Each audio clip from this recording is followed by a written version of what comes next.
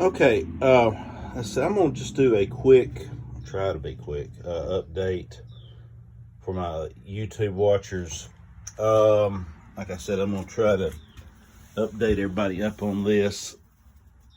Let's do, since it seems like I've left everybody out of the loop on this project for the last 2 years.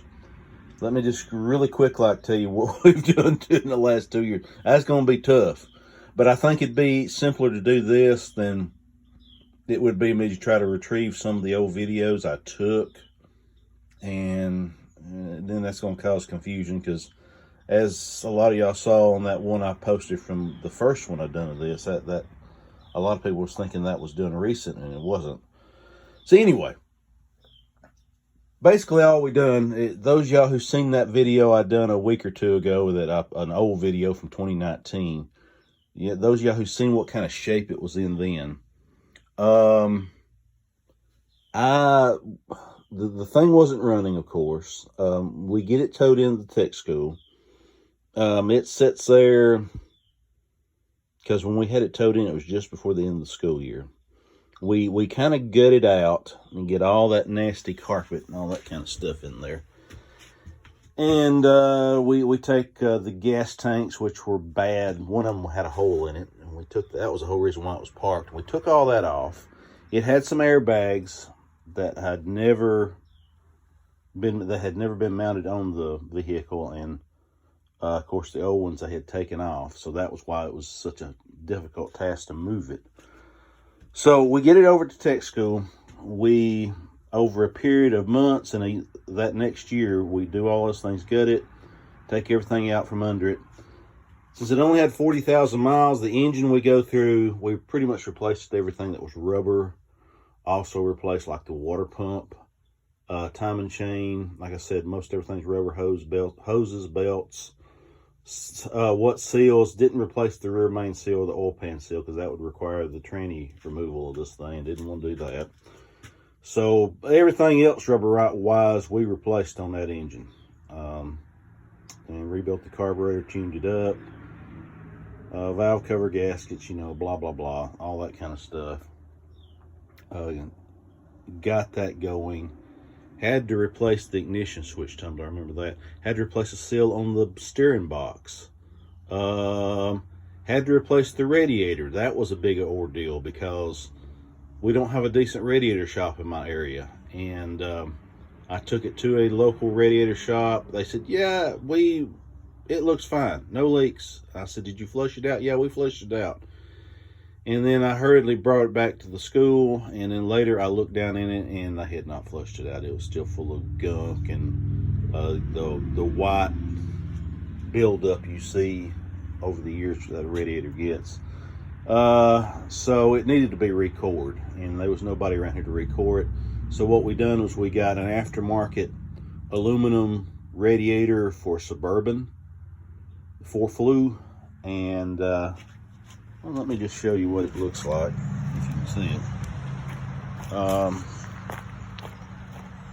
What little you can see of it.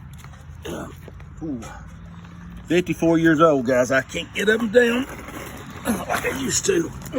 Okay, it looks kind of janky, but you can see part of the radiator up there. I'm gonna have to come up with better mounts on my hoses. I know that looks bad, but we had to make a mount, because this was a shorter but fatter radiator. We had to come up with mounts to go in between where the old radiator was. So since I had that gap, I put an oil cooler and a transmission cooler to fill those gaps, because this radiator did not have an oil or transmission cooler on it. So now it's got an external transmission cooler. So we went through all that, cleaned up the outside, de-chromed the bumpers because the chrome looked awful, so we just used spray on bed liner. I know it's dirty right now, so it looks like crap. Let me get back up. I'm probably forgetting some other stuff we done to this thing, because we done so much. And then COVID hit, and we got put behind schedule on that. And it's just now kind of gotten to the point now we're kind of back on alignment. with everything. We've drove it a couple of times since then. We brought it home from the tech school. Drove it around a few times. Found a couple little problems, like we went through the brakes too. I forgot to tell you, we put the airbags on the brakes, so we done a lot of chasing. New tires, I forgot about that. Let's see. I know there's more stuff, and I had to put a new black tank on it. I had to go up to Pennsylvania to get one of those replace that gas tank. It had a hole in it. There was a guy up there who had a used one. You don't just go to any old junkyard and get a gas tank for one of these, because they've got kind of a special gas tank. I'm trying to think anything else. Oh yeah, after I got it home, we put new PEX plumbing in it, ripped out all the plumbing, put a tankless hot water heater in, replaced the old one. Some other things on the interior we done was, I don't think you can see because it's too dark in here, but we put a new power converter. That's what converts your AC power into DC power for all the 12 volt items this thing that's in this thing runs off of. Tankless hot water heater. Got the, like I said, we got the PEX plumbing in it now. Changed most of the lights over to LED. Blah blah blah. So now that should, like I said, I probably forgot a few things that we've done because we've done so much to it. But that gets everybody caught up to where we're at now. Now I've been here. Oh yeah, I had the massive roof leaks I had to fix, and I had to come up with a weird setup to fix that. But I think I've got most all the leaks fixed on the body leaks fixed on it. So this brings us to this point. Of course, a lot of the wood and stuff was rotted on it. Inside, I mean. You can see here, even with the marine plywood floorboard, we had to replace sections of it because even that was rotted. Now these boards, let's get to this part. I can't remember if I mentioned this.